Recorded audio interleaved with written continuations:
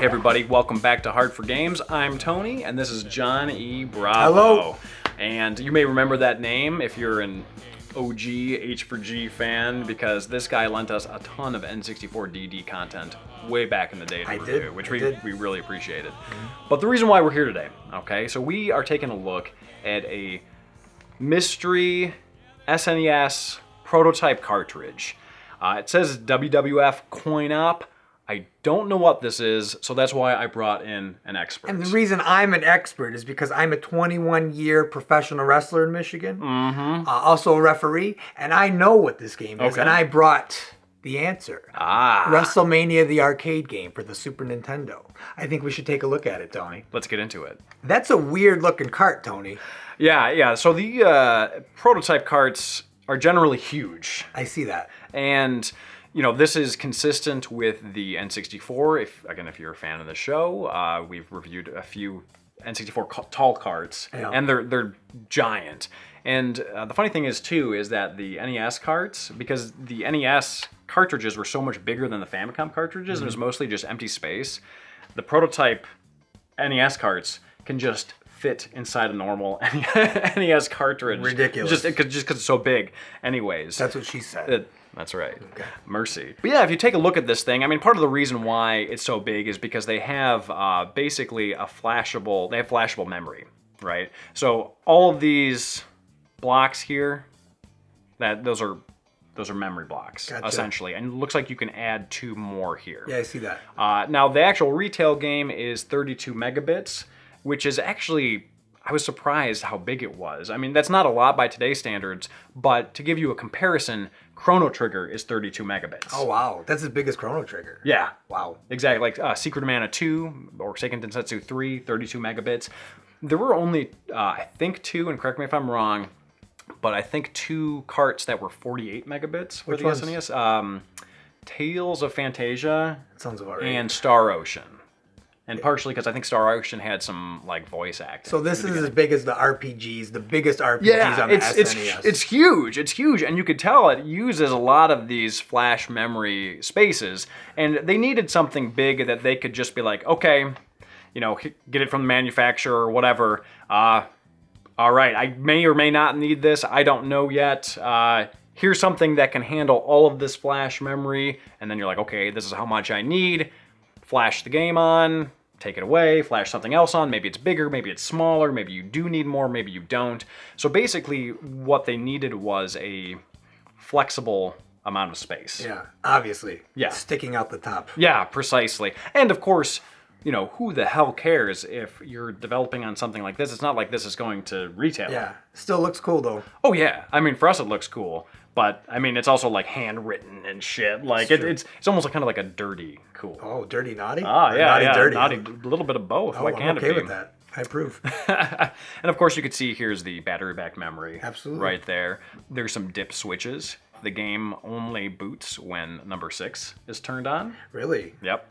And then on the front, it says WWF Coin Op, which I'm assuming they mean like the arcade. Well, that's why it's called the arcade game. We all know it's Coin Op. Why they didn't just put it on there is beyond me. Or, I mean, obviously I understand like some games have a development title, but this was a port from an arcade game, so they already had a title. I don't know why they just didn't put the title. They were being secretive for no reason at all. Yes. And then it says confidential copy for video games. So video games isn't a person. No. So I'm not sure what that means. I don't know. Like, this confuses me, but I like it. I love it too, Tony. Just like my wife. She confuses me, but I like it. Her. Hopefully she's not watching right now. Yeah. We, of course, you know, at H4G, we're big into preservation. So we did actually dump this game and try to compare the two ROMs. And what's on this is different than what's on this. Oh, wow. So this is truly a prototype. The problem is that we don't know what the difference is yet. We're going to have to spot them, aren't we? We're going to either have to spot them, or it could be like a line of code that is insignificant to gameplay that you would never notice. So we may have nothing, is what you're telling me. There might be a difference, there might not be a difference. Just like beta questing. Yeah. Sorry. I had to. Throwing that salt on my wounds, right? Yeah, exactly. So it's kind of, we'll see if we can spot anything today. I think that's kind of more so where you're going to shine here because you know this game. Yeah, I played this so much growing up that I'm actually looking forward to see if I can spot the differences. I'm not sure if I can, but it's going to be fun trying to actually find that out. Yeah, definitely. All right, so are you ready to play it? I'm ready to put it in, Tony. Relive your childhood? Absolutely. Wait, where are you putting that in? Oh, I think you know. Now, my understanding is that this was published by Acclaim, made by Midway. Yes. Is that correct? Absolutely. So that is the same team that did NBA Jam. Yeah. It's also a similar team to Mortal Kombat. What was going on in video games at the time was violence was selling, and up until this game, wrestling games had always been hand-drawn sprites that were very cartoony, and this was the first time they had digitized photographs and kind of video of actual real people. And the game style is very similar to Mortal Kombat with the violence and the blood, and they were trying to capitalize off that. Yeah, from what I read, they were saying it played less like a wrestling game and more like a fighting game, like a Mortal Kombat. Yeah, or a Street Fighter, even, something like that. And this may also explain why it's 32 megabits, because you have these like pre-rendered... they're not sprites because they're pre-rendered, but like these pre-rendered avatars, basically. So they would take up a lot of room. There's just a lot of stuff going on, basically. Now let's go ahead and get started. Obviously we're looking for differences between the prototype and the retail, but there's also a lot of differences between the retail versions as well. Absolutely. Right off the bat, I'm noticing it's missing 2 characters. Yokozuna and Bam Bam Bigelow are not in this game. And they were in the arcade version, but also the Genesis version they were in, right? They were in the PlayStation version as well. Oh. There we go, that's it. Forward, strong punch. Look at his jaw. It's very... Let's see. It's very dad body.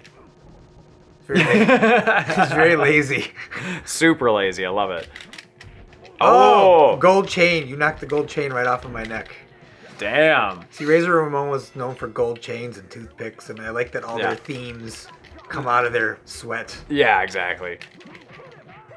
Bowling pins are coming out of your booty. Yeah, exactly. Here's the illusion of pro wrestling that I'm about to ruin for everybody. The ropes don't bounce you off the thing. You can stop running at any point in time. You don't have to keep running. We make it look like they're bouncing us off. They actually hurt when you hit the ropes. Oh yeah, I would imagine. I mean, you're getting some impact. Yeah. It's kind of a small surface area. They leave friction burns on your back, which won't be the first time for some of your viewers, if you know what I'm saying. Oh mercy. There we go. I love the hammer. I know the hammer's kind of cool. It's very Mortal Kombat-y. Oh, out of the ring. That's what I was trying to do. Oh, missed though. Like he's just waving. Yeah, he's just kind of like headbanging a little bit. I'm the man.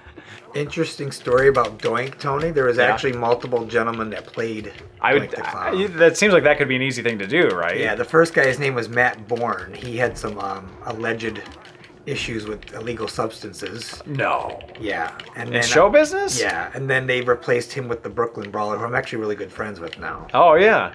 Let's do that at the same time. Yeah, ready? 1, 2, 3. Oh!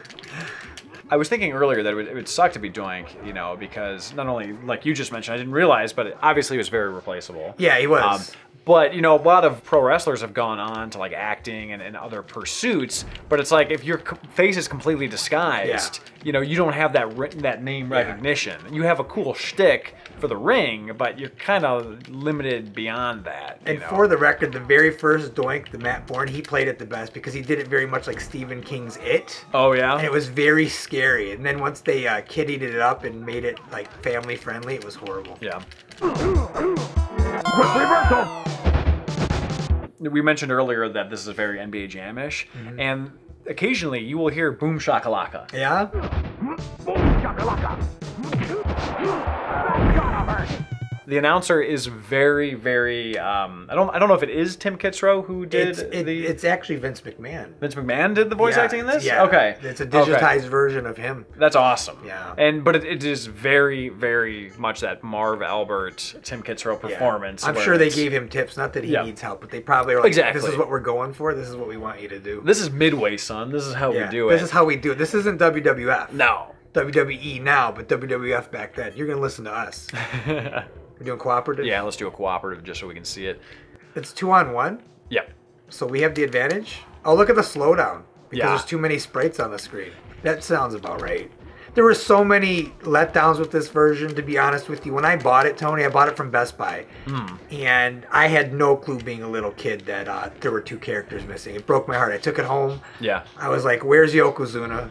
Where's Bam Bam Bigelow? They did their best to hide it. If I would have known that, I would have got the Sega Genesis. Because unlike some of you out there that were either Nintendo or Genesis kids, I had both. Not because I was rich, but because like I saved my money and worked really, really hard. I didn't want to have to choose. Don't make me choose, Tony. He's got a baseball bat. Isn't it like it's like deadly? Look at the slowdown, though. I mean, this is incredible. Lex Luger. Lex Luger. Luger. That's That's why you're here. You can tell Tony doesn't watch wrestling. No. You don't have to correct him. He knows. That's what I'm here for. Yeah, exactly. See the metal, how his arm's turning into metal? Yeah. It's because he was known for having a metal plate in his forearm, and he would knock people out with it. So they actually made that a maneuver in the game. That's awesome. Yeah. Oh, destroyed me. That's all right. Life caught up with Lex Luger. Life destroyed him. Really? Yeah. If you guys don't know what Lex Luger looks like, look him up. Poor guy. I'm gonna lose anyway. Oh wait, look at that arm drag. Do you even know the moves, or kind of like? Did you know that was an arm drag? Like if I do a move and say, "Hey, what was that called?" Would you be able to do it?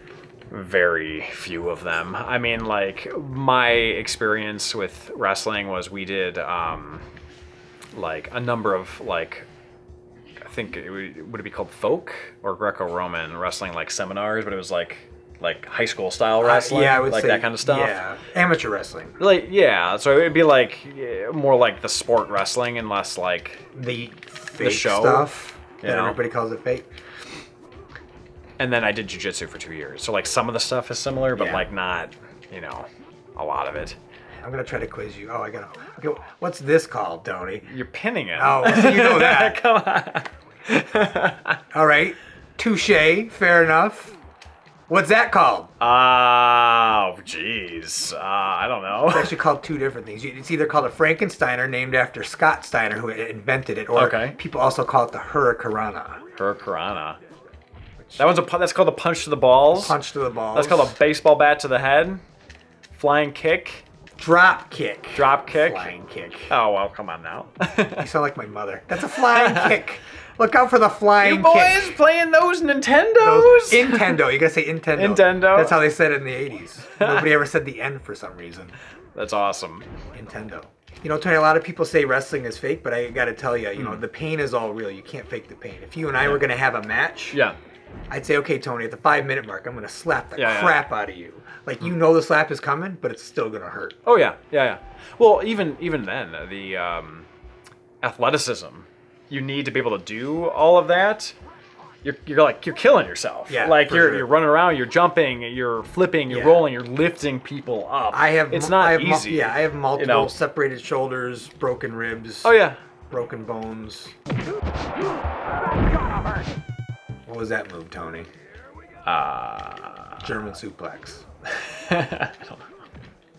So a friend of mine tried doing a suplex on me, but decided not to like lift me. Yeah. Instead, he brought me to the side, and what it did was twisted my foot, and a piece of my bone popped. Like when was this? Like broke off. Like recently? Do I need to take this friend out? No, it was. It was years ago. Basically, he was like, "Well, I'm gonna be nice and not do the full suplex." So he just turned and just twisted my foot, caused all sorts of like soft tissue damage, and there's just this piece of bone floating around in there. Friend you got. Yeah, I know. I think he broke my nose once too. I like that he used to do a lot of boxing and stuff.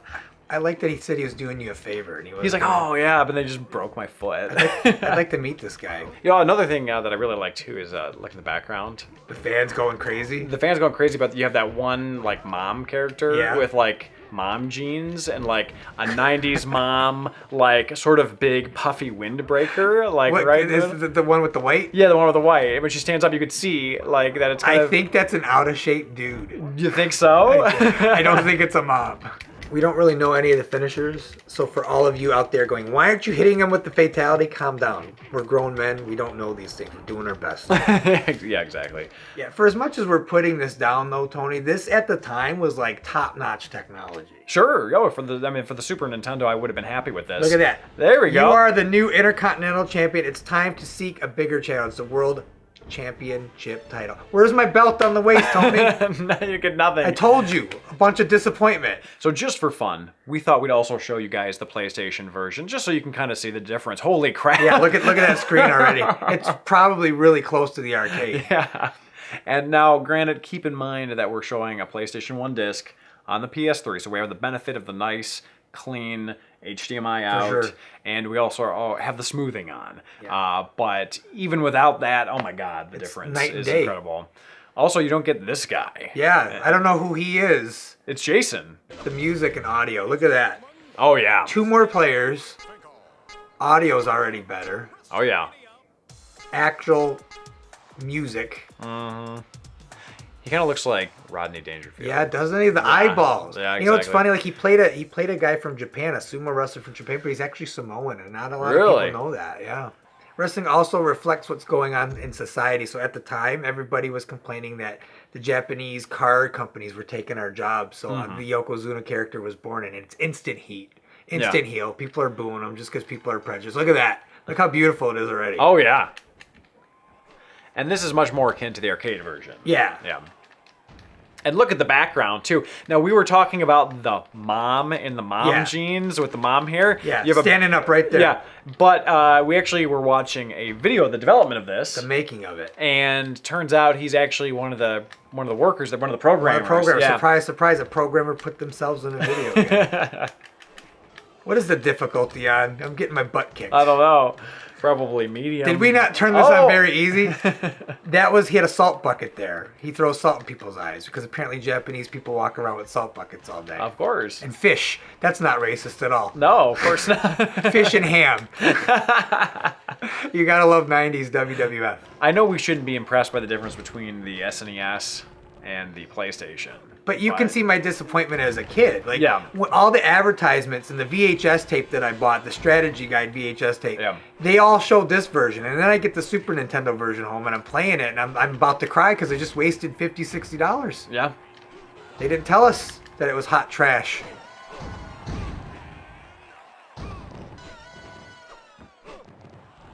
All right, so that's our episode for today. WrestleMania, the arcade game prototype.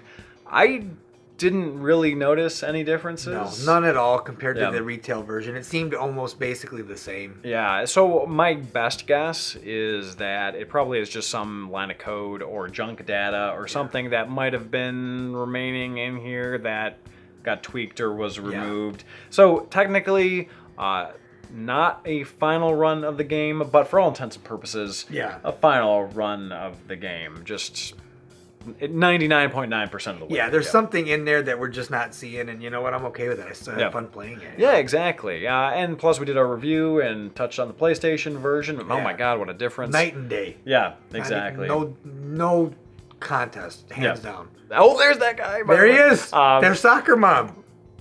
Sorry, our favorite friend just popped up on the screen Soccer there. Mom. I told you he was a programmer. Yeah, exactly. Mark's Tips 3. We should look Mark up. We need to find out what Mark's up to. We should tweet at Mark. We should, you know what, we should ask him like why the versions were so drastically different. All the technical questions that we're speculating, we need to contact Mark. Probably, I'm sure his fashion has progressed many decades. Probably. Or maybe it hasn't, you know.